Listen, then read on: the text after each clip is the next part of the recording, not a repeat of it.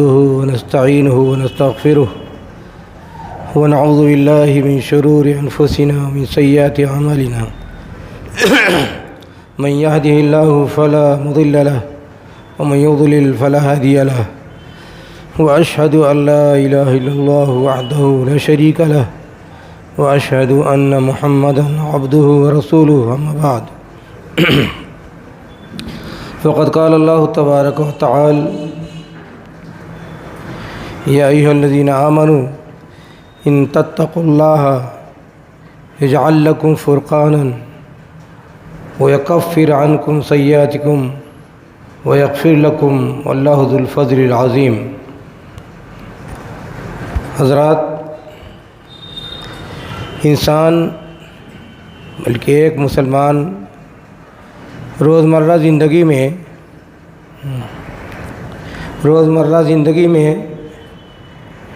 ہر مسلمان اور مرد عورت جوان بوڑھا ہر ایک کو اس کی ضرورت ہے اور بنیادی ضرورت ہے کہ وہ سچائی کو جانے اور اس پر عمل کرے۔ سچائی کو جاننے اور عمل کرنے کے لیے یہ شرعی حکم ہے، اللہ تعالیٰ کا حکم ہے، رسول کا حکم ہے، اور ہر ایک کے اوپر یہ فرض ہے کہ سچائی کو تلاش کرے اور اس کو پھیلائے اور اس پر قائم رہے۔ یا ایھا الذین آمنوا اتقوا اللہ وکونوا مع الصادقین، اللہ سے ڈرو اور سچوں کے ساتھ رہو۔ اور یہ جو آیت میں نے انفال کی پڑھی ہے، اس میں اللہ نے یہ بتایا ہے کہ اے مومنو، اگر تم تقوی اختیار کرو تو اللہ تعالیٰ تمہیں فرقان عطا کر دے گا۔ فرقان کیا ہے؟ فرقان یہ کہ آپ کے اندر ایسی صلاحیت پیدا کر دے گا کہ آپ اچھے برے کو جان لیں گے۔ اور اس بات فرمایا دوسرا فائدہ یہ ہوگا کہ اللہ تعالیٰ تمہارے گناہوں کو ختم کر دے گا اور تمہیں معاف فرما دے گا، اور اللہ بڑا فضل والا ہے۔ اس آیت میں 3 چیزیں کہی گئی ہیں۔ پہلی بات تو یہی کہی گئی ہے کہ اگر تمہارا ایمان صحیح ہے اور جینوئنلی تم چاہتے ہو کہ سچائی کی زندگی گزارو، تقوی کی زندگی گزارو، ہر قدم پر ہر سیکنڈ میں یہ خواہش ہو کہ جو صحیح بات ہو ہم اسی کو پکڑیں گے، نہ اپنے نفس کے مطالبے کو دیکھیں گے، نہ سماج معاشرہ کو دیکھیں گے، نہ تنظیم و جماعت کو دیکھیں گے، نہ مولوی ملا کو دیں گے۔ جو اللہ تعالیٰ نے صحیح بات بتائی ہے اور روزمرہ صحیح بات کی تلاش کرنی پڑتی ہے، تو کہا ایسا آدمی جو جینوین ہے اور سچائی کے ساتھ دین پر قائم رہنا چاہتا ہے، تو اس کے بارے میں کہا کہ اللہ تعالیٰ اس کو اس اچھائی کے بدلے میں اس کے اندر صلاحیت پیدا کر دیتے ہیں کہ روزمرہ زندگی میں جو صحیح بات ہو آسانی سے سمجھ لے اور جو غلط بات ہے اس سے نجات پا جائے۔ اور دوسرا فائدہ یہ بتایا کہ جب یہ کیفیت پیدا ہو جائے کہ آپ جینوئن مسلمان بن جائیں اور سچائی کی تلاش میں رہیں، تو اگر آپ سے غلطی ہوتی ہے، گناہ ہوتا ہے، تو اللہ تعالیٰ اس کو ختم کر دیتے ہیں۔ اور تیسری بات بتائی کہ اللہ تعالیٰ تمہیں معاف فرما دیتا ہے۔ ایک آیت میں ہماری پوری زندگی کی کوائف، ہماری پوری زندگی کی بھاگ دوڑ، ہماری پوری زندگی کی محنت، ہماری پوری زندگی کی سچائی کی تلاش کو اللہ تعالیٰ نے بیان کر دیا کہ ایک طرف محنت ہونی چاہیے، کوشش ہونی چاہیے، ایمان جینوین ہو، صحیح زندگی گزارنے کی خواہش ہو۔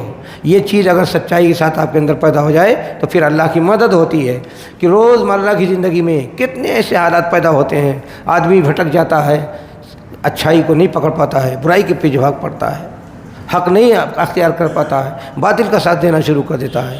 تو جب یہ اچھی نیت ہو، اچھی محنت کوشش ہو، سچائی کی طلب ہو، تو اس وقت یہ صلاحیت اللہ تعالیٰ پیدا کر دیتے ہیں۔ ایک جاہل آدمی بھی وہ صلاحیت حاصل کر لیتا ہے اللہ تعالیٰ کی مدد نصرت سے، اور وہ ہمیشہ سچائی کے ساتھ دیتا ہے۔ اور ایک عالم آدمی بھی ہو، اگر اس کے اندر وہ مخلص نہیں ہے، وہ جینوین نہیں ہے، سچا نہیں ہے، سچائی کی تلاش میں نہیں ہے، تو اس کو بھی سچائی نہیں مل پاتی ہے۔ اور آپ دیکھتے ہیں دنیا میں نا کتنے بڑے بڑے عالم ہیں اور اپنی ساری زندگی فسق و فجور، نفاق، جھوٹ اور منافقت میں زندگی گزر جاتی ہے۔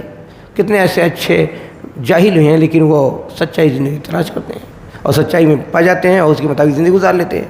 ایسا سماج معاشرے میں دیکھتے ہیں، نہیں دیکھتے ہیں؟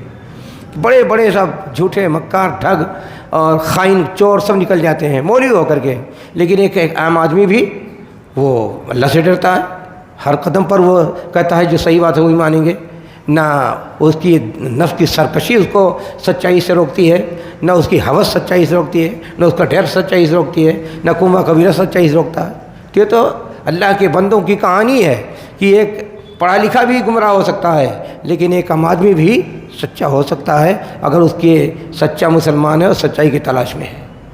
تو یہ تمہید ہے کہ ہم دنیا میں دیکھیں کہ یہاں جو روز باطل کی پکار ہے، باطل کے دعوے ہیں، باطل کی سرگرمیاں ہیں، حق کی پامالی ہو رہی ہے، تو ہم یہ کیسے سروائیو ہوئیں، کس طرح ہم سروائیو ہو پائیں گے، کس طرح ہم سچائی کے ساتھ رہ سکتے ہیں، باطل سے بچ سکتے ہیں، یہ جاننا ضروری ہے۔ اور قرآن اس آیت میں ہی اللہ نے بتایا ہے کہ اگر تلاش ہے تو سچائی ملے گی، تلاش نہیں ہے تو اب سب کچھ سامنے رکھا ہو پھر بھی آپ سچائی تلاش نہیں کر سکتے ہیں۔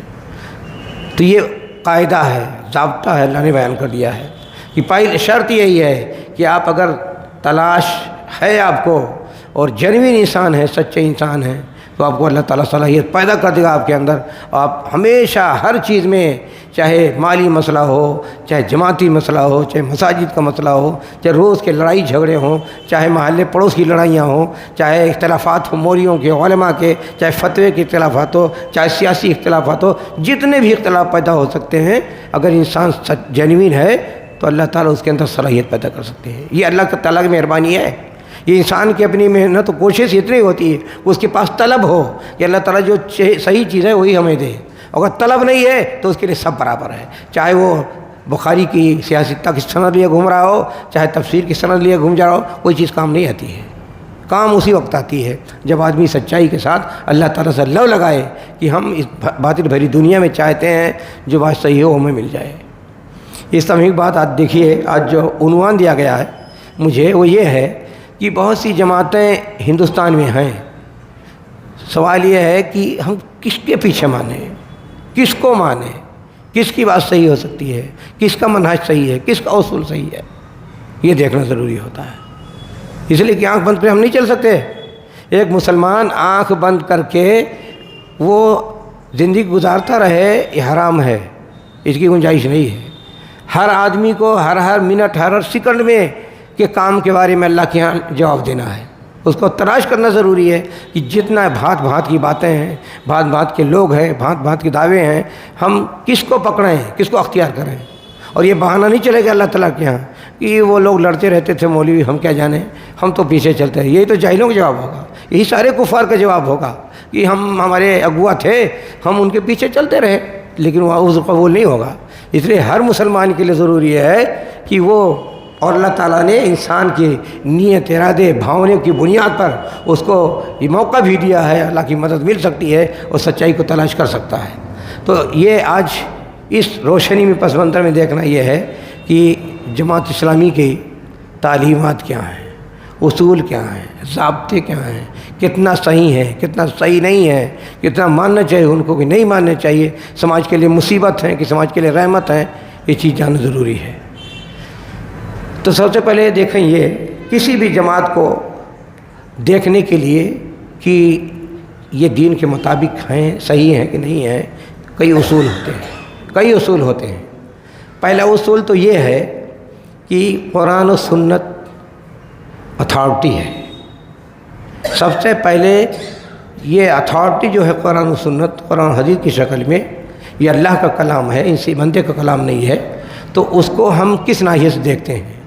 اللہ اور رسول کی بات کو حیثیت دیکھتے ہیں کہ ان کے ایک زیر و زبر میں ہم اضافہ نہ کر سکتے ہیں اور نہ گھٹا سکتے ہیں، ان کا جو مقام ہے، منزلت ہے، تقدس ہے، درجہ ہے، ہم اس کو تسلیم کرتے ہیں کہ نہیں تسلیم کرتے ہیں۔ پہلا معیار یہ ہے۔ دوسرا معیار ہے کہ ہم کتنا اس کو صحیح طور سے سمجھتے ہیں، کتنا صحیح طرف سمجھ، اس کا میتھڈ ہے، منہج ہے۔ منہج یہ ہے جو اللہ کے رسول نے بیان فرمایا کہ جس طریقے پر، یعنی دین و شریعت کو جیسے ہم نے سمجھا ہے، ہمارے صحابہ نے سمجھا ہے، اور جس طرح عمل کیا ہے، اسی طرح ہمیں، آپ کو، تمام مسلمانوں کو قیامت تک اسی طرح ماننا پڑے گا، اسی طرح دین کو سمجھنا پڑے گا، اور اسی طرح جس طرح انہوں نے عمل کیا اسی طرح عمل کرنا پڑے گا۔ دوسرا پیمانہ یہ ہے۔ تیسرا پیمانہ یہ ہے کہ اسلام ایک مکمل دین ہے، آخرت کے بارے میں، دنیا کے بارے میں، غیب کے بارے میں، حاضر کے بارے میں، دنیاوی امور کے بارے میں، آخری امور کے بارے میں، یہاں عقیدہ بھی ہے، یہاں عبادات بھی ہیں، یہاں حقوق بھی ہیں، یہاں آداب بھی ہیں، ساری چیزیں مکمل طور پر ہیں۔ اور یہ بھی کہاں سے شروعات کرنی ہے وہ بھی طے کیا گیا ہے۔ جیسے شروعات یہ ہے، سب سے پہلے عقیدہ درست کرنا ہوگا۔ عقیدہ میں یہ کہ اللہ کی الوہیت کو ماننا، الوہیت کا مسئلہ کوئی آسان نہیں زبان سے کہہ دیجیے، اس کے پیچھے بہت سارے مسائل ہیں۔ تو یہ ایک مکمل طور پر دیکھنا یہ پڑے گا کہ کوئی آدمی جو دعویٰ کر رہا ہے تو کتنا دین کو اللہ اور رسول کی بات کی کوئی کتنی اہمیت دیتا ہے، پھر یہ کہ اس کو کس طرح سمجھا ہے، کس طرح اس پر عمل کیا ہے۔ میتھڈ کی بات ہو گئی، پھر اس کے بھی بات کہ دین کو جو مکمل ڈھانچہ ہے اس میں ہم سلیکٹیو ہیں کہ ہم سر تسلیم کم کر دیتے ہیں کہ جتنے دین کی باتیں ہیں سب مانتے ہیں، یا کہ ہماری پسند کا اس کو لیا یا کہ کوئی نظریہ بنا لیا اس کے پیچھے چل پڑے۔ کیا مسئلہ ہے؟ جیسا دین ہے ویسا لیتے ہیں کہ ہم اپنے من سے اس کو نظریہ بنا کر پیش کرتے ہیں۔ یہ تین چیزیں بنیادی طور پر دیکھی جائیں گی۔ اگر اس پر آدمی صحیح ہے تو مانا جائے گا صحیح ہے۔ فروعات کی بات بعد میں آتی ہے، یہ اصولی باتیں ہیں۔ تو سب سے پہلے یہاں یہ دیکھا جاتا ہے کہ اس جماعت نے، اور اس جماعت کا مسئلہ سب کا نہیں ہے، صرف مودودی صاحب کا ہے، وہی ہے، بقیہ کچھ نہیں ہے، بقیہ صرف چربے ہیں یا نقالی ہے۔ تو یہ دیکھنا ہے کہ اچھا انہوں نے نصوص کتاب سنت کو جو اہمیت اللہ اور رسول کے کلام کو دینی چاہیے صحیح ڈھنگ سے اس کو اہمیت دی ہے کہ نہیں دی ہے، یا اپنے منمانی کیا ہے۔ یہ پہلا معیار ہے، پہلا پیمانہ ہے۔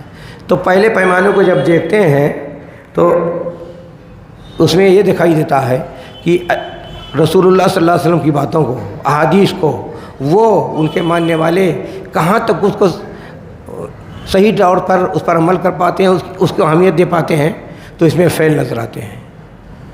سب سے پہلے بات یہ کہ قرآن کریم کو سمجھنے کے لیے جو صحابہ اللہ کے رسول و صحابہ کرام کا طریقہ تھا، وہ طریقہ چھوڑ کر کے لوگوں نے اپنے منمانی تشریح کرنا شروع کر دی۔ وہ طریقے کو کہا جاتا ہے تفسیر معصور، یعنی جو قرآن کریم کی تفسیر اللہ کے رسول نے بیان کی ہے، صحابہ نے سمجھ لیا ہے، تابعین نے سمجھ لیا ہے، وہی طریقہ قیامت تک تمام مسلمانوں کو اپنانا پڑے گا۔ حکم ہے رسول اکرم صلی اللہ علیہ وسلم کا، ما انا علیہ وصحابی، جو میں نے میرے صحابہ نے اختیار کیا ہے اسی حساب سے چلنا پڑے گا۔ تو ہر چیز میں اسی طریقے پہ چلنا پڑے گا۔ تو وہاں بھی یہ دیکھا جا رہا ہے کہ تفسیر معصور، دیکھو تفسیر کی دو شکل ہوتی ہے، اللہ کے کلام کی تفسیر کرنے کی بہت ساری شکلیں ہیں۔ شیعہ کی اپنی تفسیر رہتی ہے، معتزلہ کی اپنی تفسیر ہے، صوفیہ کی اپنی تفسیر ہے، قبوریوں کی اپنی تفسیر ہے، صوفیوں کی اپنی تفسیر ہے، آج کے زمانے کے جو بگڑے ہوئے ہیں قادیانیوں کی اپنی تفسیر ہے، منکر حدیث کی اپنی تفسیر ہے۔ تو کیا سب صحیح مانی جائیں گی؟ صحیح وہی مانی جائے گی جو تفسیر معصور ہو، یعنی جو اللہ اور کے رسول اور آپ کے صحابہ نے جو پیش کر دی ہے تصویر قرآن کریم کی سمجھنے کی، ہم اس کے مطابق سمجھیں گے قرآن کریم کو، تو یہ مانا جائے گا کہ ہاں اللہ تعالیٰ کے کلام کی اہمیت کو مکمل طور پر سمجھتے ہیں۔ وہاں اچھا یہ تفسیریں الگ الگ کیوں ہوتی ہیں؟ منکر حدیث کو نہیں مانتا ہے، اس کی تفسیر الگ ہوتی ہے۔ قادیانی نئے نبی کو مانتا ہے، اس کی تفسیر الگ ہوتی ہے۔ صوفی تصوفی باتیں اس سے نکالتے ہیں۔ تو یہ تو اللہ کے رسول کے زمانے میں نہیں تھا نا، اس کو تو اللہ کے کلام کو انسانی درجہ دینے کے برابر ہو جاتا ہے۔ اللہ کے کلام کی جو عظمت ہے اس کی عظمت کو تسلیم نہیں کرتے ہیں، اپنے من سے اس میں مداخلت کرتے ہیں، انٹرفیئر کرتے ہیں اللہ تعالیٰ کے کلام میں، اور یہ بس اوقات یہ کیا نام ہے تحریف ہو جاتا ہے۔ تفسیر معصور سے آدمی ہٹ کر اگر قرآن کریم کی تفسیر کی جائے تو اس میں تحریف معنوی ہوتا ہے، یعنی اللہ تعالیٰ نے کو جو مقصود ہے، جو بیان کرنا چاہتے ہیں اللہ تعالیٰ، اس کو چھوڑ کر تم اس کو بدل دینا چاہتے ہیں، اور یہ حرام ہے۔ ان لوگوں کا طریقہ یہ ہے کہ اپنے منمانی کرتے ہیں۔ جتنا یہ گروپ ماننے والا ہے اس میں ڈھنگ کے لوگ پیدا ہو گئے ہیں۔ جیسے اسی سے سب سے پہلے مودودی بات دیکھ لیجیے، ان کی تفسیر القرآن ہے۔ تفسیر القرآن سیکولر تعلیم حاصل کرنے والوں کے لیے لگتا ہے جیسے نیا قرآن نازل ہو گیا ہے، جبکہ اس میں اردو میں جتنی تفسیریں ہوئی ہیں جو اپنے آپ کو اہل سنت کہنے کی کوشش کرتے ہیں، سب سے تھرڈ درجے کی یہ تفسیر ہے۔ اس میں عربی تو پوری طور پر سمجھتے نہیں، مولانا مودودی عربی پوری طرح سمجھتے نہیں تھے، تیسرے درجے کے عالم، اس میں بے شمار ترجمے کی غلطیاں ہیں۔ ترجمہ میں نے بھی قرآن شریف کا کیا ہے، ان کے ترجموں کو دیکھا تو ہر صفحے میں 4-5 غلطیاں ضرور موجود ہیں۔ تو اب جو پھر اس کے بعد یہ غلطی، پھر یہ کہ تفسیر کے سمجھنے کی غلطی نمبر 2، پھر اس میں عقلیت کی بنیاد پر کبھی معتزلہ کی رائے آ جاتی ہے، کبھی اشعریہ کی رائے آ جاتی ہے، پھر اس میں حنفیت پوری طرح ظاہر ہو جاتی ہے، پھر اس میں خارجیت بھی ظاہر ہو جاتی ہے، پھر یہ نئے زمانے کی جو جمہوریت وغیرہ ہیں وہ سب بھی آ جاتی ہیں، انکار حدیث بھی آ جاتا ہے۔ 8 خرابیاں موجود ہیں اس تفسیر میں۔ اب جو آدمی تفصیل کے ساتھ نہیں جانتا ہے وہ سمجھتا ہے، اور جو پروپگنڈا ہوتا ہے، یہ اندھ بھکت جو ہوتے ہیں نا، سب سے بڑی مصیبت دنیا میں ہی پیدا کرتے ہیں۔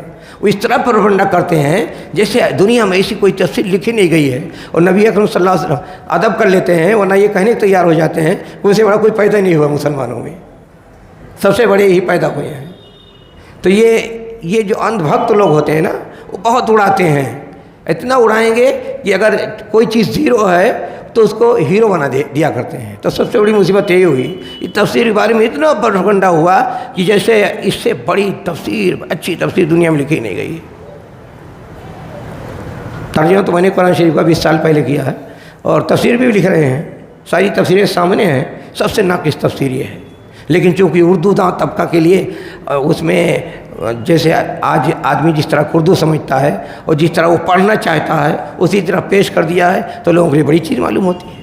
تو پہلا مسئلہ یہ ہے کہ اللہ کے کلام کے ساتھ آپ کا تعلق کیا ہے، کیسے اس میں آپ تصرف کرتے ہیں، تفسیر کر رہے ہیں تو کیسے کر رہے ہیں، کیسے سمجھنا چاہتے ہیں، یا کوئی عزت و تکریم کتنی ہے، تو یہ سب ضروری ہوتا ہے۔ آدمی جب اپنے رائے، اپنے خیال سے اللہ کلام کی تشریح کرتا ہے تو اللہ کے کلام کو گویا انسانی درجے میں لے آتا ہے، اور جب اللہ کے کلام کی تفسیر اللہ کے رسول کے بتائے ہوئے طریقے کے مطابق کرتا ہے، یا قرآن ٹو قرآن سمجھنے کی کوشش کرتا ہے، یا نبی اکرم صلی اللہ علیہ وسلم جو بیان کیا ہے اس کے حساب سمجھنے کی کوشش کرتا ہے، تو وہ گویا اللہ کے کلام کی عظمت کو قائم رہتا ہے۔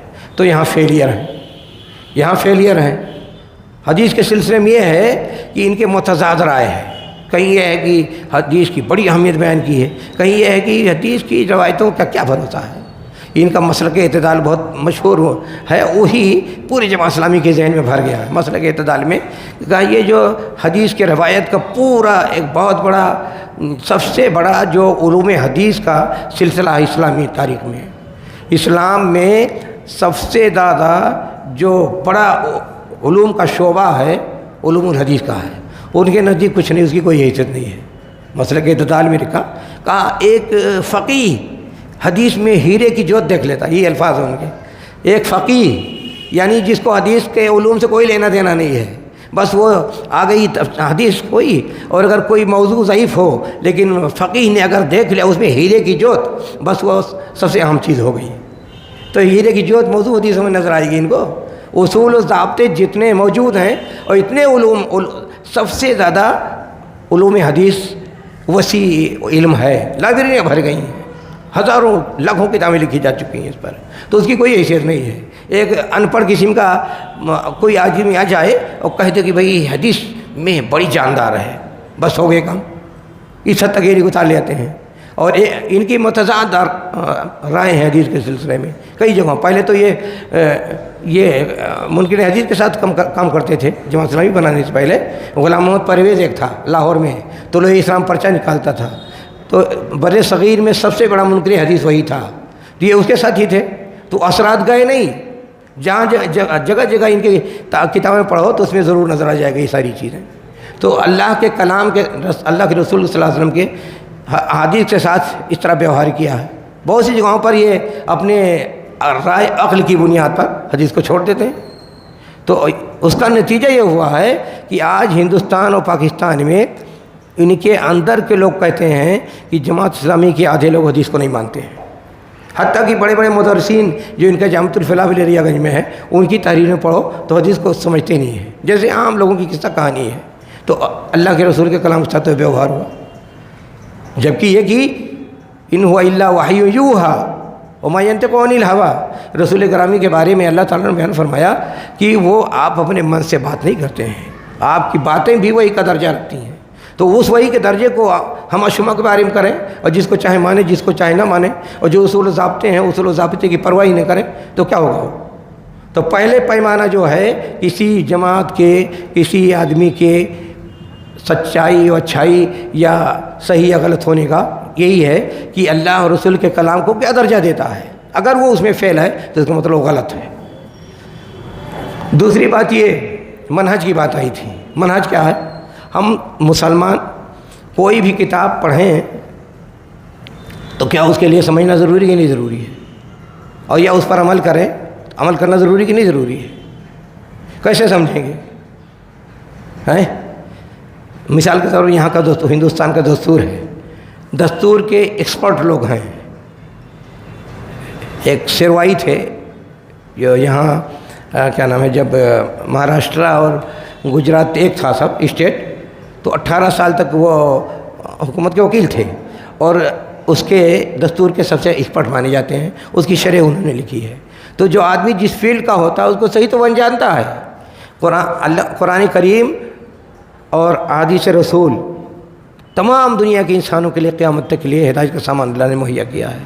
ہم اس کو کیسے سمجھیں گے؟ اپنی عقل سے سمجھیں گے، اپنے جذبے سمجھیں گے، دنیاوی ضرورت کے حساب سمجھیں گے، نعرہ بازی کریں گے، سیاست کی کھول چڑھائیں گے، تصوف کی کھول چڑھائیں گے، عقل کی کھول چڑھائیں گے، رسم و رواج کو کھول چڑھائیں گے، کیسے سمجھیں گے؟ یہ ساری چیزیں رہتی ہیں کہ نہیں رہتی ہیں؟ بھئی آج ہی دیکھ لیجئے اتنے جو قسم کے ڈھنگ کی باتیں دین کے نام چل رہی ہیں، کیسے چل رہی ہیں؟ اسی لیے نا کہ اللہ اور رسول نے جو میتھڈ متعین کیا تھا دین کو سمجھنے کا، دین پر عمل کرنے کا، اس میتھڈ کو چھوڑ کر کوئی کسی پیر کے پیچھے بھاگ رہا ہے، کسی صوفی کے پیچھے بھاگ رہا ہے، کسی پارٹی کے پیچھے بھاگ رہا ہے، کوئی نفس کے پیچھے بھاگ رہا ہے، کوئی رسم و رواج کے پیچھے بھاگ رہا ہے، کوئی صوفی بن گیا ہے، کوئی شیعہ بن گیا ہے، کوئی خارجی بن گیا، کوئی معتزلی بن گیا، کوئی حنفی بن گیا، کوئی شافعی بن گیا، کوئی مالکی بن گیا۔ رنگ کیوں آ گئے؟ کاہے آئے ایسے؟ یہ اختلافات کیوں پیدا ہو گئے؟ یہ اختلاف اسی وقت پیدا ہوتے ہیں جب جو طریقہ اللہ نے بتایا، اللہ اور رسول نے بتایا کہ صحابہ، نبی اکرم صلی اللہ علیہ وسلم فرمایا ما علیہ واصحابی، قیامت تک مستند اتھینٹک طریقہ دین کو سمجھنے کا، دین پر عمل کرنے کا وہی ہے جو اللہ کے رسول نے اور آپ کے صحابہ نے سمجھ کر کے سمجھا، عمل کر کے دکھایا ہے۔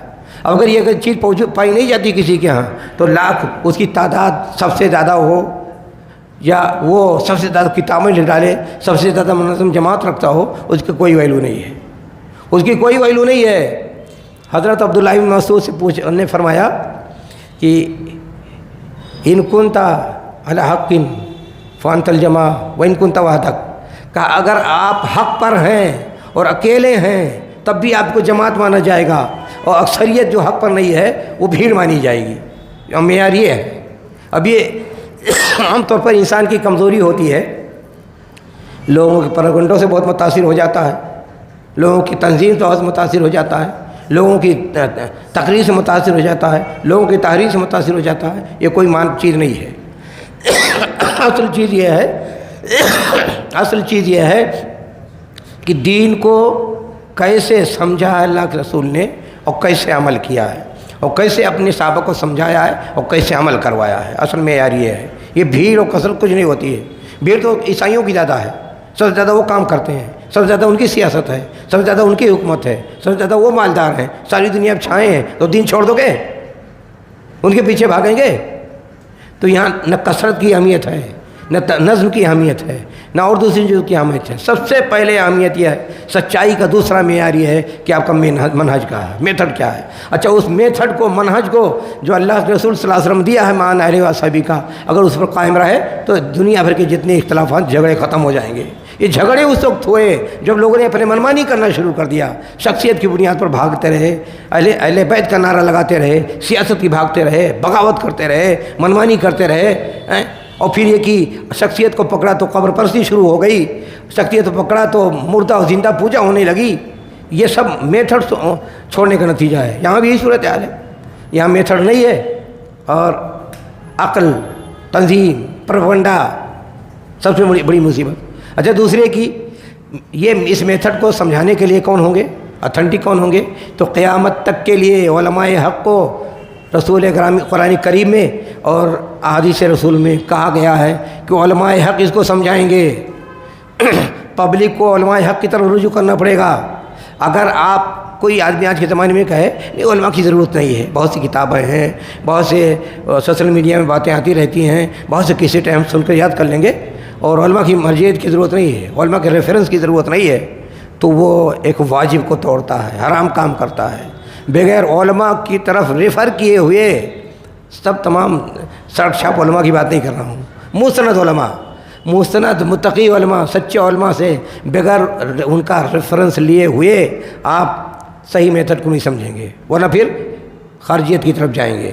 جہاں علماء کے بارے میں بات آئے کہ نہیں ان کی ضرورت نہیں ہے ہمیں، تو اس کا مطلب وہ خارجی بن گیا، باغی بن گیا دین کا۔ تو مرجعیت علماء میتھڈ کے ساتھ یہ بھی لگا ہوا ہے، مرجعیت علماء کہ علماء کی طرف رجوع کرو، ان سے پوچھو، ان کی طرف جاؤ، وہی آپ کو صحیح طرف بتائیں گے۔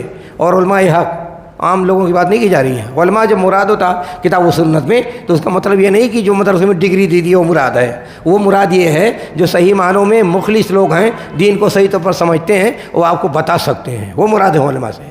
تو مرجعیت علماء میتھڈ کے ساتھ لگا ہوا ہے کہ کسی جماعت کو دیکھنا ہو، ماننا ہو، جاننا ہو کہ صحیح غلط ہے تو دیکھیے اس کا میتھڈ کیا ہے، اور پھر یہ کہ وہاں علماء کی کو ریفر کیا جاتا ہے کہ نہیں رکھ کر لیا جاتا ہے۔ اس دوسرے نظریے سے اگر دیکھا جائے تو اس میں جماعت اسلامی فیل ہے۔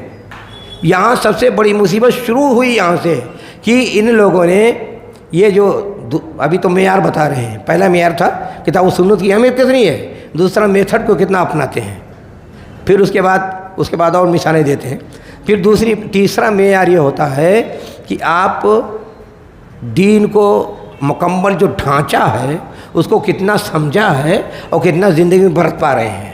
ایسا تو نہیں ہے کسی ایک جز کو لے لیا ہے اور اس پر اسٹریس کرتے ہیں، ایک نظریہ بنا کر کے لوگوں میں ہا ہو کر رہتے ہیں، ہلا بول بنا رکھا۔ تو اس ناحیے سے اگر دیکھا جائے تو یہاں یہی ہے، اپنی پسند کی ایک چیز لے لی گئی ہے، کیا؟ حکومت الہیہ۔ پہلے یہ تھا کہ حکومت الہیہ قائم کرنا فرض واجب ہے، الیکشن لڑنا حرام ہے، ووٹ دینا حرام ہے، پاکستان اگر بنے گا تو ناپاک جگہ ہوگی، بھارت سے زیادہ ناپاک ہوگی۔ پھر اس بعد جب بن گیا تو وہیں پہنچ گئے، کہا اب ہم تو ٹھیکیدار ہیں، ہمیں حکومت کرنے کے لیے ووٹ دے دو۔ تو حکومت کی بات آ گئی تو ظاہر ہے یہی کام انہوں نے کیا تھا، حضرت عثمان سے بغاوت کر کے خارجیوں نے کیا تھا۔ وہ اس وقت یہ لوگ یہ کہتے تھے، مودودی کی تحریریں یہ تھیں کہ سماج و معاشرے میں جتنے ہیں سب غلط ہیں، علماء غلط ہیں، علماء کی تنظیمیں غلط ہیں، سیاست غلط ہے، معاشرہ غلط ہے، مدرسے غلط ہیں، سب غلط ہیں، اور جو لوگ ہمارا ساتھ نہیں دیتے ہیں وہ یہود کا کردار ادا کرتے ہیں۔ اتنا تیزی تراری، اتنا دواداری تھی، لگتا ہے جیسے نئے اللہ تعالیٰ کی طرف سے وہ ایجنٹ بن کے آ گئے ہیں کہ ہم کو ووٹ دو، ہم کو جتاؤ، بقیہ سب غلط ہو۔ پہلے یہ تو تھا، پھر اس بعد جب پاکستان پہنچے کہا نہیں ووٹ دینا واجب ہے، اسی سے حکومت الہیہ قائم ہو سکتی ہے۔ تو سب کچھ چھوڑ چھاڑ کر کے حکومت الہیہ کی باتیں ہونے گی۔ خارجیوں نے ہی کہا تھا ان الحکم الا اللہ، جو حضرت علی سے بغاوت کی تھی انہوں نے تو کہا تھا ان الحکم الا للہ، اللہ کی حکومت ہونی چاہیے، تم اپنی حکومت بنا رہے ہو۔ ایسے یہاں بھی صورت حال ان الحکم الا، بھائی حکومت اسلام کا ایک حصہ ہے، لیکن یہ سب سے بعد میں آئی چیز آتی ہے۔ سب سے پہلا ہوتا عقیدہ، اللہ تعالی حکومت ہر سب پر واجب نہیں ہے، حکومت قائم کرنا اسلام میں اہل شورا کی ذمہ داری بنتی ہے، اہل حل و عقد کی ذمہ داری بنتی ہے، اور عقیدہ ہر آدمی پر واجب ہے، ہر حالت میں واجب ہے، جبر میں ہو تب بھی واجب ہے، کفرستان میں رہتے ہو تب بھی واجب ہے، دارالاسلام میں رہو تب بھی واجب ہے، اس کی کوئی پرواہ ہی نہیں۔ کہتے نہیں حکومت قائم ہو جائے گی، اس کے بعد صرف قبر پرستی بھی ختم ہو جائے گی اور ساری خرابیاں ختم ہو جائیں گی، گویا الہ دین کا چراغ ہو گیا کہ اس کو بٹن دباؤ سب درست ہو جائے گا۔ بھئی جتنے انبیاء آئے سب سے پہلے انہوں نے عقیدہ درست کیا۔ نبی اکرم صلی اللہ علیہ وسلم نے 13 سال تک مکہ میں صرف عقیدے کو درست کیا۔ اس کے بعد جب یہ تیار ہو گئے، بنیاد تیار ہو گئی کہ ان کی بنیاد پر ہم کہیں بھی جا کر کے حکومت قائم کر سکتے ہیں، تب مدینہ میں آئے تو وہاں اسلامی حکومت قائم ہوئی۔ اس سے پہلے آپ نے لوگوں کے اخلاق کو درست کیا، ان کو سکھایا، ان کی تربیت کی، ان کے عقیدے کو درست کر دیا، ایک مکمل کامل انسان بنا دیا۔ اس کے بعد مدینہ پہنچے، اللہ کی مدد و نصرت ہوئی، اسلامی ریاست قائم ہو گئی۔ آج کے زمانے میں آج حالت یہ ہے کہ چند سکے میں انسان بک جاتا ہے. کس کی بنیاد پر حکومت الہی کام کرو گے؟ اچھا یہ کہ قبر پوجنے والوں پر حکومت الہی کام کرو گے؟ نفس پرستوں پر حکومت الہی کام کرو گے؟ یا جو اہل حدیث فروعی مسائل میں صرف الجھے رہتے ہیں بکیس کوئی لینا دینا نہیں، اس کی بنیاد پر حکومت اسلام میں کام کرو گے؟ کس پر کام کرو گے؟ بیس تو ہونا چاہیے. نتیجہ یہ ہے کہ 80 سال سے فراڈ ہو رہا ہے، حکومت الہیہ کام ہو ہی نہیں پائی اور خود ہی ختم ہوئے چلے جا رہے ہیں. اور یہ کہ پہلے تو یہ تھا کہ سب کو بائک کاٹ کرو، سب غلط ہے. اور پاکستان میں پہنچے کہاں سب صحیح ہیں، ہمیں ووٹ دے دو ہم اسلامی حکومت قائم کر لیں گے. پہلے جمہوریت حرام تھی اور پاکستان میں گئے تو جمہوریت واجب ہو گئی.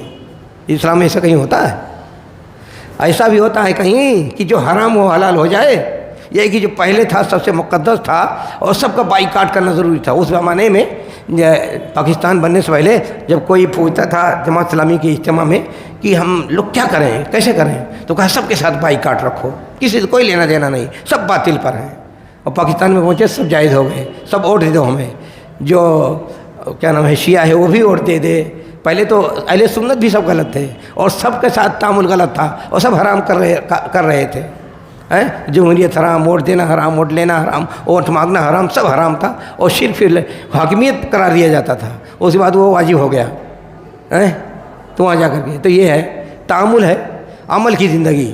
اور حتیٰ کہ جتنا نماز پڑھنا، روزہ رکھنا، حج کرنا سب کیا تھا؟ سب ذریعہ تھا حکومت الہیہ کام کرنے کا.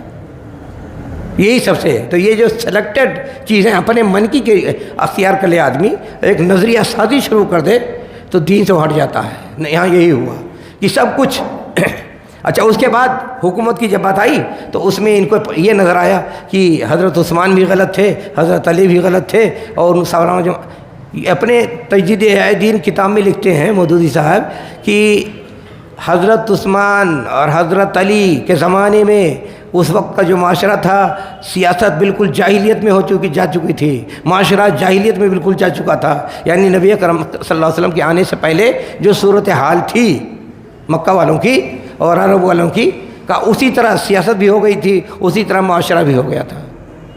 یہی عین خارجیت ہے، یہی عین خارجیت ہے. تو حکومت کا جو سب سے سلیکٹڈ چیز لے لیا، دین کو جو ترتیب ہے، اصول ہے، پہلے کیا ہونا چاہیے وہ چیز نہ چھوڑ کر کے حکومت کو سلیکٹ کر لیا انہوں نے. نتیجہ یہ ہوا کہ سارے صحابہ غلط نظر آنے لگے. پھر شیعہ بھی دوست ہو گئے، پھر خارجی بھی دوست ہو گئے.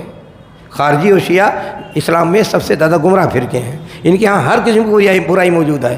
انہوں نے جب حکومت کی بات کی تو پھر خارجیوں کے لائن پہ آ گئے. پھر حضرت عثمان کو بھی غلط ثابت کرنے لگے، حضرت عمرو بن عاص بھی غلط ثابت کرنے لگے. اور یہ کہا کہ سب جتنے تھے انہوں نے غلط. پھر بنی امیہ بھی غلط ثابت ہو گئے، پھر ساری سلطنتیں غلط ثابت ہو گئیں. اور سب سے زیادہ پھر سعودی عرب کو گالی دینا شروع کر دیا.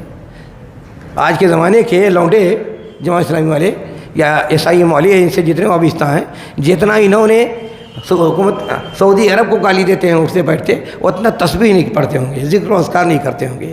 اتنے بگڑے ہوئے ذہن کے لوگ ہیں. تو یہ کیوں؟ جو ذہنیت بنائی اس ذہنیت سے کہ حکومت، وہاں سے بگاڑ یہ ہوا کہ خارجیت کو بھی نے قبول کر لیا، تشیع کو بھی قبول کر لیا، انکار حدیث کو بھی قبول کر لیا، اور تحریف پھر معنی پھر قرآن بھی قبول کر لیا. یہ ساری خرابیاں ایک ساتھ چلتی رہیں. اور ایک بڑی مصیبت یہ آئی گئی کہ انہوں نے کبھی اپنے آپ کو، اگر کسی نے بتایا کہ غلط ہے، کبھی سننے کو تیار نہیں ہوئے، ہمیشہ دشمنی اختیار کر لی. تو یہ سلیکٹڈ دین میں تیسرا جو معیار بتایا سلیکٹڈ. یہ میں فروعات کی بات نہیں کر رہا ہوں. مسائل اگر چھیڑے جائیں ان کی کتابوں میں جتنی غلطیاں ہیں تو ہزاروں غلطیاں ہیں، ایک نہیں ہزاروں غلطیاں ہیں. اور تھرڈ درجے کی ساری کتابیں ان کی ہیں، فورتھ درجے کی کتابیں ہیں. یا تو ذہنی تلخیصی ہے یا افسانوی قسم کی باتیں ہیں جو دلائل براہین پروف ہونی چاہیے. مشکل سے ان کی کتابیں ملیں گی. بس یہ کہ پبلک لیے جیسے ناول افسانے پڑھتے ہیں اسی طرح پڑھنے میں مزہ آتا ہے، لوگ اپنا جھوم جھوم کو پڑھتے ہیں. بس یہ کہ پروندہ کر کے لوگوں ذہن و دماغ میں بھر دیا گیا ہے کہ جیسے یہ سمجھو جیسے مودودی ساری کتابیں آسمان سے اتری ہیں. یہ ماحول بنا دیا گیا ہے، پروندے کی بنیاد پر ساری چیزیں چلتی ہیں. اچھا پھر یہ کہ خارجیت کی جو ذہن بنا اس کی بنیاد پر یہ کیا ایک بڑا مسئلہ ہوتا ہے، یہ الحکم فی الاستضعاف. مسلم امت اگر کمزور ہو تو وہاں کیا کرنا چاہیے؟ اگر کمزور ہو، قرآن کریم کی کئی آیتوں میں اللہ تعالیٰ نے ذکر کیا ہے، سورہ نساء میں، سورہ توبہ میں، کہ آدمی اگر کمزور ہو، جماعت اگر کمزور ہو، مثلا ہم لوگ یہاں ہندوستان میں رہ رہے ہیں یا پاکستانی میں لوگ رہ رہے ہیں، سوال یہ ہے کہ یہاں ہمارے اوپر کیا فریضہ عائد ہوتا ہے؟ کیا ہمارے اوپر فریضہ عائد ہوتا ہے کہ ہم وہاں اسلامی حکومت قائم کریں؟ کیا وہاں ہم چوری کرنے والے کے ہاتھ کاٹ سکتے ہیں؟ کیا قاتل کو ہم قصاص میں مار سکتے ہیں؟ یہ جتنے حدود و قصاص ہوتے ہیں، کیا ایسا کیا جا سکتا ہے؟ یا اسلامی حکومت قائم کرنے کے لیے گنجائش نہیں ہے، اس کے لیے جہاد ضروری ہے، تو کیا ہم کر سکتے ہیں؟ یہی خارجیت اختیار کرنے کے بعد آدمی اس کی صلاحیت کھو دیتا ہے کہ صحیح سچویشن کو سمجھے، صحیح سچویشن کو بر صغیر میں جماعت اسلامی اور وہاں کیا نام ہے شرق اوسط میں، مڈل ایسٹ میں اخوانیوں نے، ان لوگوں نے جو صورتحال ہے اس کو سمجھا ہی نہیں کہ اس کمزوری کی حالت میں ہم ابتدا کہاں سے کریں؟ لڑائی جھگڑے سے کریں؟ خارجیوں کی طرح تلوار اٹھائیں، قتل کرنے کی کوشش کریں؟ ایک ہی دعوت و تبلیغ کریں، لوگوں کو سمجھائیں بجھائیں، عقیدہ درست کریں، سچا مسلمان بنائیں، ماڈل قسم مضبوط مسلمان بنائیں، یا لڑنا شروع کر دیں؟ اسی خارجیت کی ذہنیت کو لے کر، اور پھر یہ کہ جب مودودی نے خلافت و ملوکیت لکھی تو شیعوں کی پوری حمایت ہو گئی، تو خارجیت اور شیعت دونوں چیزیں یہاں آ گئیں، اور جمہوریت بھی، یعنی نئے زمانے کا نظام، سیکولرزم و جمہوریت کو بھی قبول کر لیا انہوں نے، خارجیت کو قبول کر لیا انہوں نے، تشیع اور رافضیت کو قبول کر لیا انہوں نے، اس کا پورا ایک ملغوبہ بنا لیا۔ جہاں الیکشن کا موقع ملا وہاں الیکشن لڑنا شروع کر دیا، اور نظام کفر کی جس کو کافی کہتے تھے شرک ہے اور اکبر جرم ہے، وہ اس کو واجب بنا لیا، اور دوسری طرف یہ کہ جہاں موقع ملا وہاں ہتھیار اٹھا لیا، لڑنا شروع کر دیا۔ نتیجہ یہ ہوا کہ یہاں پر یہ جماعت اسلامی والے اور وہاں پر جماعت الاخوان دونوں نے، وہ 90 سال سے یا 80 سال سے، نتیجہ یہ ہے کہ صرف تباہی مچائی انہوں نے، اور اتنے سالوں میں جہاں جہاں لڑائیاں ان کی وجہ سے ہوئی ہیں تقریباً 50 لاکھ مسلمان مارے گئے۔ اتنا تو تاتاریوں نے نہیں مارا تھا جب بغداد کو سقوط ہوا تھا، لیکن انہوں نے پورے عالم اسلام میں تباہی مچا دی، دھماکے، قتل، خورزی، لڑائی جھگڑے، اور ایسے ان کے ہاں خارجی پیدا ہو گئے، ایسے دانشور مفکر 10 گروپ انہیں پیدا ہو گئے، آپس میں لڑنا شروع کر دیا اور اتنی تباہیاں مچائیں۔ تو یہ جو صحیح دین کو نہ لینے کے بجائے سلیکٹڈ انسان چیزیں لے لے اور اس کو نظریہ سازی کر لے اور اس کو دین بنا کر پیش کرے، تو لوگ کیسے بگڑتے ہیں؟ لوگوں کا عقیدہ بگڑتا ہے، معیشت تباہ ہوتی ہے، گھر برباد ہوتے ہیں، خوریزی ہوتی ہے، قتل ہوتا ہے، وہ کل دین کے نام پر یہ ساری چیزیں ہوئی۔ مصیبت یہ ہے کہ صورتحال کو مسلمانوں نے سمجھنے کے بجائے جذبات پر چلتے رہے۔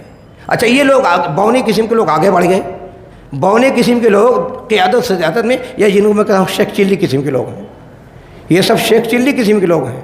شیخ چلی کون ہوتا ہے؟ شیخ چلی کہانی جانتے ہیں کہ نہیں جانتے ہیں؟ بھائی سماج معاشرے میں جو حقائق سے اوپر اٹھ کر کے صرف جوک کی زندگی گزارتے ہیں، ہنسانے والی بات کرتی ہے، تو یہ سب شیخ چلی قسم کے لوگ ہیں۔ حالات کو نہیں معلوم، افراد کی کتنی پریشانیاں نہیں معلوم، لوگوں کے دین کی کیا ضرورت ہے نہیں معلوم، عقیدہ کیا ہے نہیں معلوم، نماز روزہ کیا ہے نہیں معلوم، کل چیز کو ڈھال دیا گیا سیاست میں۔ نماز پڑھتے ہو اس کا مطلب یہ ہے کہ بھی آپ کو تیار کیا جا رہا ہے کہ اسلامی حکومت قائم کرو، زکوٰۃ دیتے ہو اس کا مطلب تیار کیا جا رہا ہے اسلامی حکومت قائم کرنی ہے۔ تو یہ جو تشریح کی نظریہ سازی کے دین نظریہ، دیکھو انسانی عمل ہوتا ہے، ایک انسان غور فکر کرتا ہے، اس کا تعلق اس کی ذات سے ہوتا ہے، تو نظریہ دین نہیں بن پاتا ہے۔ تو انہوں نے دین کو نظریہ بنا دیا، اور نظریہ بدلتا رہتا ہے، آج کچھ ہے کل کچھ ہے، نظریہ حالات کے دباؤ کی بنیاد پر بنتا ہے۔ تو انہوں نے دین کو نظریہ بنا دیا، سلیکٹڈ چیزیں لے لیں اور اس کو سیاسی بنا، دین کو مکمل سیاسی بنا کر کے کہ اسی کو ترجیح ہے، اسی کے لیے بھاگو دوڑو، اسی کے لیے لڑو، اسی کے لیے ذبح کرو، اسی کے لیے مارو، عورتوں کو مارو، مردوں کو مارو، بچوں کو مارو، پولیس کو مارو، حکومت کے حکمرانوں کو مارو، سب کو قتل کرنا انہوں نے جائز قرار دے دیا، اور بے شمار ایسی تنظیمیں سارے عالم اسلام میں، ہندوستان اور بر صغیر۔ دیکھیے یہیں پر یہ نئی صدی جو شروع ہوئی 2000 کے بعد سے، اتنی یہاں پر ہندوستانی میں کتنے دھماکے ہوئے، 40,000 نوجوان گرفتار ہوئے اور ان کی زندگی تباہ ہو گئی انہی بدماشوں کی وجہ سے۔ کہتے تھے کیا ہمیشہ مکی دور میں ہم رہیں گے، مدینی دور میں آئیں گے، اسلامی حکومت قائم کریں گے؟ یعنی اسلامی حکومت جیسے بچوں کا کھیل ہے۔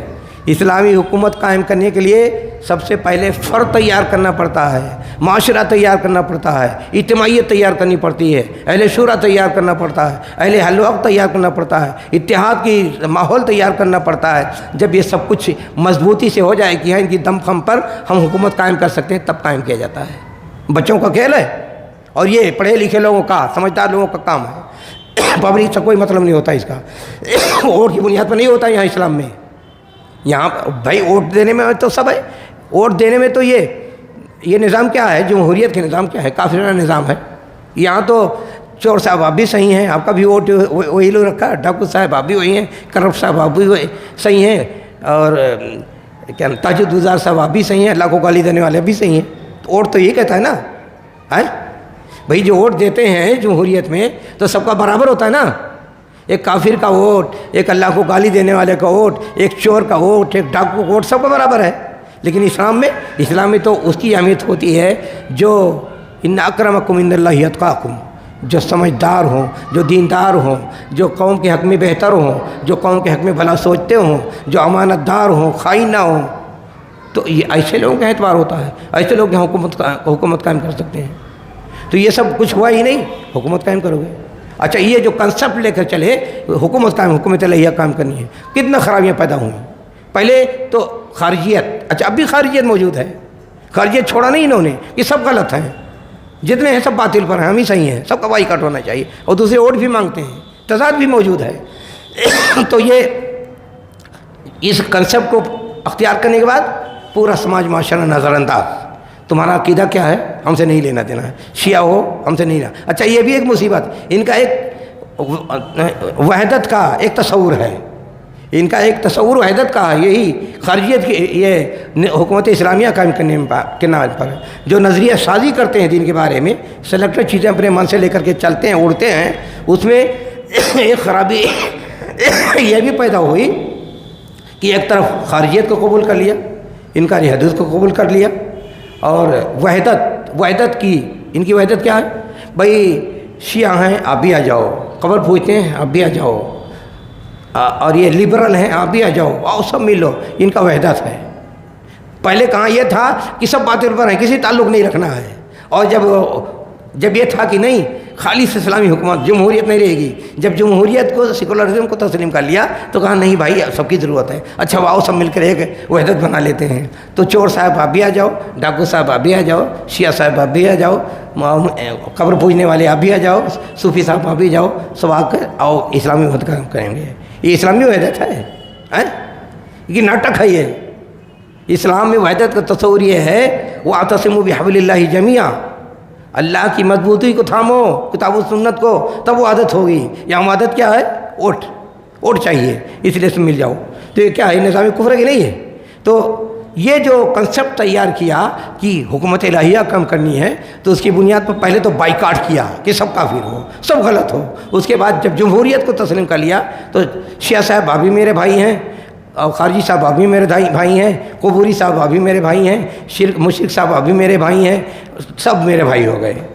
تو دیکھیے کتنے تضادات ہوتے ہیں۔ جہاں یہ تضادات موجود ہوں کہ شرک بھی قابل قبول، اور رافضیت بھی قابل قبول، شیعہ بھی قابل قبول، قبوری بھی قابل قبول، بدعتی بھی قابل قبول، خارجی بھی قابل قبول، معتزلی بھی قابل قبول، ہر ایک قابل قبول، یہ وحدت ہے، یہ ناٹک ہے۔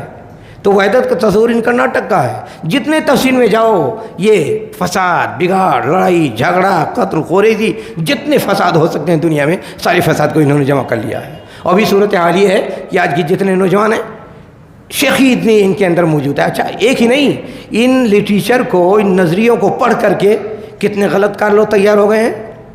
ایک راشد شاذ ہے، وہ کہتا ہے حدیث کا کوئی اعتبار نہیں ہے، کہتا ہے تفسیر جو مفسرین نے کی ہے وہ بھی غلط ہے، فقہ کی کتابیں وہ بھی باطل ہیں، تصوف ہے وہ بھی باطل ہے، اس کے نتیجے سب باطل ہے، اور کمینہ وہ عربی جانتا ہی نہیں ہے، پھر بھی وہ دانشور بنا گھومتا ہے۔ پہلے وہاں سے ایران سے پیسہ لاتا تھا، اب اس کے بعد پھر جب خزانہ ختم ہو گیا تو مسلم یونیورسٹی میں جا کر کے ڈیرا ڈال دیا ہے۔ ایک اور ہے اسرار عالم، وہ تو کہتا ہے قرآن بھی اوریجنل نہیں رہ گیا ہے، اور دجالی کنسپٹ پیش کرتا ہے۔ یہ سب انہیں چٹے بٹے ہیں اسی فکر کے۔ اور اسی طرح پاکستان میں کتنے ایسے پیدا ہو گئے ہیں، غامدی پیدا ہو گیا ہے اور دوسرے لوگ پیدا ہو گئے ہیں جو مکمل طور پر حدیث کا انکار کرتے ہیں، فتنہ بن گئے ہیں۔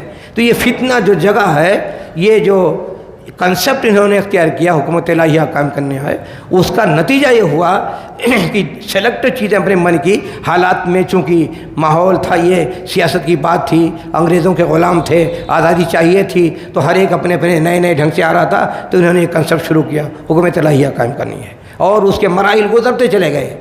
پاکستان جانے سے پہلے سب غلط تھے، سب سے بائیکاٹ، وہاں پہنچے جمہوریت اختیار کر لی تو سب صحیح، سب ووٹ دو، لہذا یہ شیعہ بھی صحیح ہیں، خارجی بھی صحیح ہیں، قبوری بھی صحیح ہیں، سب صحیح ہیں، سب کا اچار بناؤ، سب کا ملا کر کے مرکب اچار بناؤ، مکس اچار بناؤ۔ یہ مکس اچار بنانے والے دائی کب سے ہو گئے؟ تو یہ ساری خرابیاں، اچھا موجودہ جو ذہنیت ہے، اس ذہنیت کے اگر دیکھو، اس ذہنیت کے دیکھو تو آج سوشل میڈیا میں جو ہوں گے، پڑھتے لکھتے ہوں گے، سب سے زیادہ گالی دینے والے، سب سے زیادہ شیخی باز، سب سے زیادہ مغرور، مرجعیت علماء کے منکر، سب سے زیادہ فرقہ پرست، سب سے زیادہ انتہازی، سب سے زیادہ لوگوں کو دھوکہ دینے والے، ساری خرابیاں ان کے لوٹوں سرفروں میں بھر گئی ہیں اور مصیبتوں والے جان بنے ہوئے ہیں۔ اور اس کا حساب کون دے گا کہ یہاں کے بر صغیر کے اخوانی، یا جماعت اسلامی اور شرق اوسط کے اخوانی، ان اور یہ خمینی، ان تینوں نے مل کر کے 30-40 سال کے اندر 50 لاکھ مسلمانوں کے قاتل ہیں۔ یہ بتاؤ کہاں لے جائیں گے اس کو؟ باقی ہے کہ کتنی دین و سنت کی نافرمانی ہوتی ہے، قرآنی حکام کے دین کے نام پر نافرمانی ہوتی ہے، سنت کی توہین ہوتی ہے، عقیدے کی توہین ہوتی ہے، علماء کی توہین ہوتی ہے، یہ ساری برائیاں اپنی جگہ ہیں۔ اور دوسری بات یہ احتجاجی سیاست، نعرہ بازیاں، یہاں ہندوستان میں یہ لونڈے اپنا فیصلہ کر کے بیٹھتے ہیں، نہ علماء سوچتے نہ کچھ، کہ مدنی زندگی، مکی زندگی ہم کب تک گزاریں گے؟ مدنی زندگی میں آئیں گے، مدنی زندگی میں آئیں گے۔ 1977 میں فیصلہ کیا علی گڑھ میں، SIM بنی، اس کے بعد اور کتنے فرقے بنے، پھر نتیجہ یہ ہوا کہ ان بیوقوفوں نے ہر جگہ دھماکہ کرنا شروع ہوا۔ دھماکے یاد ہے نا؟ جے پور کا دھماکہ، بمبئی کا دھماکہ، دلی کا دھماکہ، بمبئی میں کئی دھماکے، 8 دھماکے ہوئے، 40,000 نوجوان پکڑے گئے۔ اور انہوں نے سب سے بڑی بدمعاشی یہ کی کہ کوئی تو پناہ نہیں دیتا تھا، اہل حدیث مسجدوں میں جا کے پناہ لیتے تھے، اور اہل حدیثوں کو نپوا دیا۔ اتنی مکاری ہوئی ہے یہاں، تو معلوم ہوگا یہاں اہل حدیثوں کو کیسے نپوائی ان لوگوں نے۔ اور دوسرا تو کوئی اپنی مسجد میں گھسنے نہیں دے گا، اہل حدیث کو دروازہ کھلا ہے، جو بھی آئے جائے، یہاں تو کوئی نظم ضبط تو رہتا ہی نہیں ہے۔ نتیجہ یہ کہ آ کر اس مسجد میں ڈرا ڈال لیا، اہل حدیث تپ گئے کہ یہ بھی دہشت گرد ہیں۔ 40,000 نوجوانوں کا زندگی کھلواڑ ہو گئی ان بیوقوفیوں کی وجہ سے۔ تو آدمی اگر دین نہ جانے، اصول کو، ضابطے کو نہیں جانے، دین کو صحیح فریم میں دیکھنے کی وہ اس کی صلاحیت نہ ہو، یا وہ کتاب و سنت کے منہج ہیں اس کو نہ جانتا ہو، یا کتاب و سنت کے نصوص کی اہمیت نہیں سمجھتا ہو، آپ کو کیا دے سکتا ہے؟ بڑے تماشے ہوئے، ہر طرف ڈنکے بجے، بڑی خیرات بانٹتی ہے، بڑا محنت کرتی ہے، ایسا لٹریچر ہے، یہ ہے وہ ہے، کیا ملا؟ 50 لاکھ مسلمانوں کا خون ہوا، اور اب بھی سمجھنے والے نہیں سمجھ پا رہے ہیں، اور کب سمجھیں گے؟ یہاں تو یہ کہ آدمی کو اگر کوئی پتھر مار دے، کوئی ایک انگلی توڑ دے، اس کی انگلی توڑی جاتی ہے، ایک آنکھ اگر زخمی ہو جائے یا تو دیت دو تو وہ اونٹ دینے پڑتے ہیں، اور آج لاکھوں دینا پڑتا ہے۔ 50 لاکھ لوگوں کو خون ہو گیا، اور پھر بھی لوگ سوچنے کے تیار نہیں ہیں۔ یا ایسے لوگ تمام علماء کو متفقہ طور پر فتویٰ دینا چاہیے کہ یہ ناقابل اعتبار ہیں، ہر اعتبار سے ناقابل اعتبار ہیں، عمل کے اعتبار سے، پروگرام کے اعتبار سے، تنظیم کے اعتبار سے، منہج کے اعتبار سے، میتھڈ کے اعتبار سے، وحدت کے تصور کے اعتبار سے، ہر اعتبار سے ان کو رد کر دینا چاہیے۔ اور یہ کہ منکر حدیث، یہ تمام خرابیاں موجود ہیں، 10-20 اسباب ہیں، لیکن ایک ہی سبب کافی ہے کہ اگر آدمی انکار حدیث کرتا ہے، اس کو ریجیکٹ کرنے کے لیے وہی چیز کافی ہے۔ وہ تمام لوگوں کو متفقہ فیصلہ علماء کا، جو حدیث کا انکار کرے وہ کافر قرار دیا جاتا ہے، اس کو مسلم قبرستان میں دفن نہیں کرنا چاہیے۔ اور یہاں کہتے ہیں انہی کے لوگوں نے، جس سے بھی کسی بھی بات کرو ایسے بات کرے، ارے حدیث کی کیا اہمیت ہے؟ صحابہ کے بارے میں بات کرو جیسے عام لوگ ہیں، وہ صحابہ کے سلسلے میں میری ایک کتاب ہے عظمت صحابہ، 1200 صفحات میں، قرآن و حدیث کی روشنی میں درجنوں آیتیں ہیں جو تمام صحابہ کو بالکل تبریہ کرتے ہیں کہ سب جنتی ہیں۔ ہزاروں حدیثیں ہیں جسے ان کی عظمت، حیثیت، مقام، درجہ جنتی ہونے کا، مغفرت کا، اللہ تعالیٰ کی تمام نوازشوں کا قرآن کریم میں ذکر کر دیا گیا ہے۔ اس کے باوجود ان کے احادیث بات کرو تو ایسے جیسے صحابہ آج کے لوگوں کی طرح ہیں۔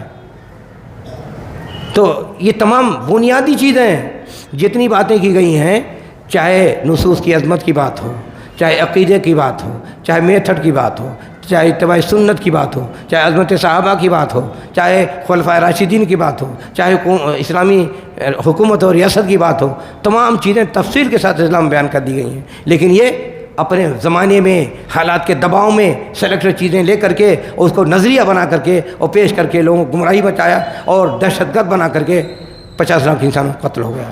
کیا کہیں گے ایسے لوگوں کے بارے میں؟ تو غور کرنے کی بات ہے۔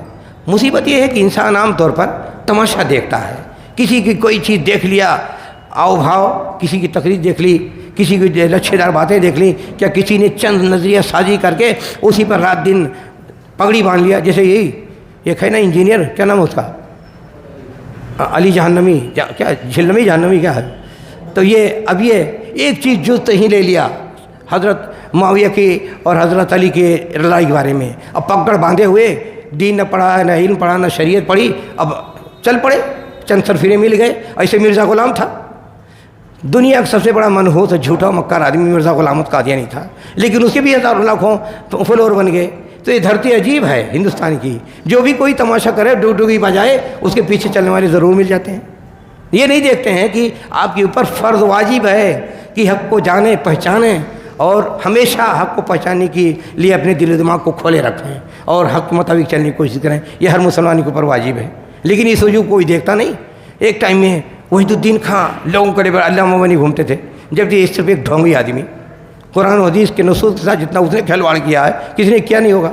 لوگ پڑھتے نہیں ہیں، تو کسی چیز کو دیکھ لیا، ڈرامہ بازیاں دیکھ لی، اشتہار دیکھ لیا، ناٹک دیکھ لیا، چمتکار دیکھ لیا، فیشن دیکھ لیا، لب و لہجہ دیکھ لیا، دیوانے ہونے لگتے ہیں۔ جیسے کوئی کمزور دل کی کوئی معشوقہ ہے کہ عاشق کو دیکھ کر گھر چھوڑ کے بھاگ جاتی ہے، ایسے مسلمانوں نے اپنا ماحول بنا رکھا ہے کہ کسی کو تھوڑا دیکھ لیا، بڑی اچھی اردو لکھنے لگا، وہ بھی لیڈر بن گیا، بڑی اچھی کہانی لکھنے کا وہ بھی لیڈر بن گیا، بڑی اچھی تقریر کرنے لگا وہ بھی لیڈر بن گیا۔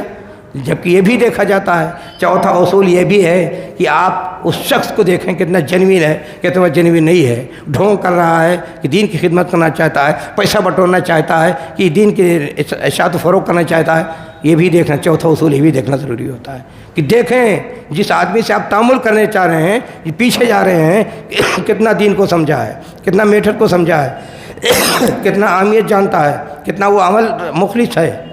لیکن کچھ نہیں، ڈھونگے پیدا ہوتے ہیں، پیسہ وصول کرنے کے لیے بیوقوف بناتے ہیں۔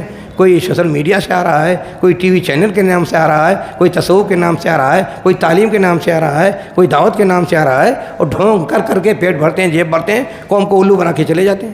اور قوم یہ دیکھنا نہیں پسند کرتی ہے کہ آدمی جس سے ہم جا رہے ہیں دین سیکھنے، جو اہمیت دیکھنے جا رہے ہیں، اس لائق ہے کہ نہیں ہے۔